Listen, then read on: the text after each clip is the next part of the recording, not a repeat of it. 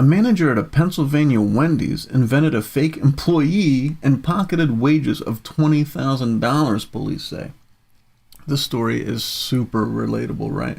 We've all worked with someone who seemed to collect paychecks without leaving any trace of work behind.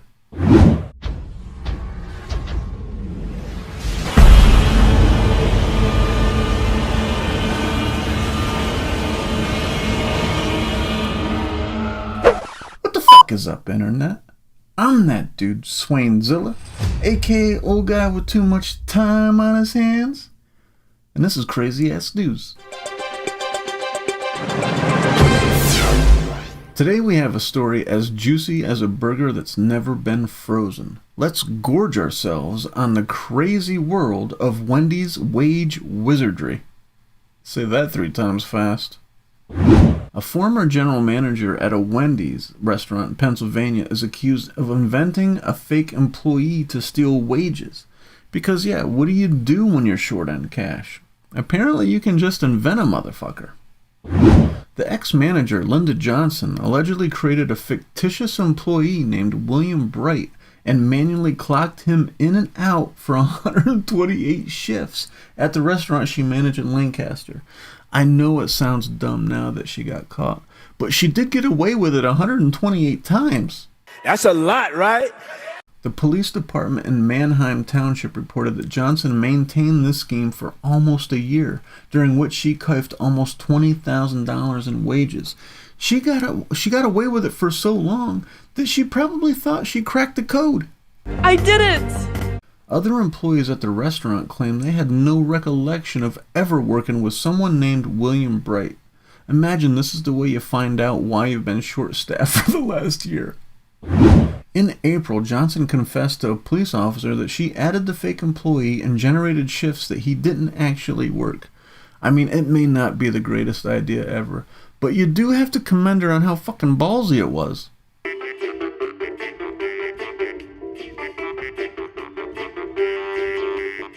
The paychecks for the ghost employee were deposited in Johnson's Cash App account. The restaurant's insurer reportedly paid out nearly $16,000 for the incident. I'm sure they were thrilled to bankroll old Linda's creativity and resourcefulness. Good job.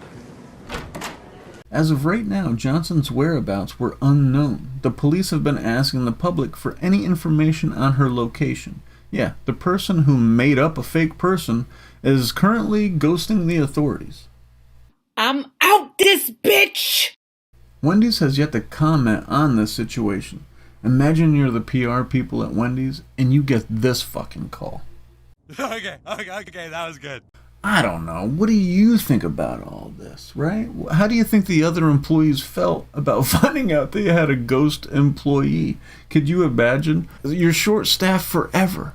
Like, you're just coming into work and it's just a pain in the dick. You're at Wendy's. It always feels like it's busier than fuck. There could just be 2 of you there, right? It could be a Tuesday night. Nothing going on. But you're busy as fuck because Linda made up a motherfucker to put on the payroll.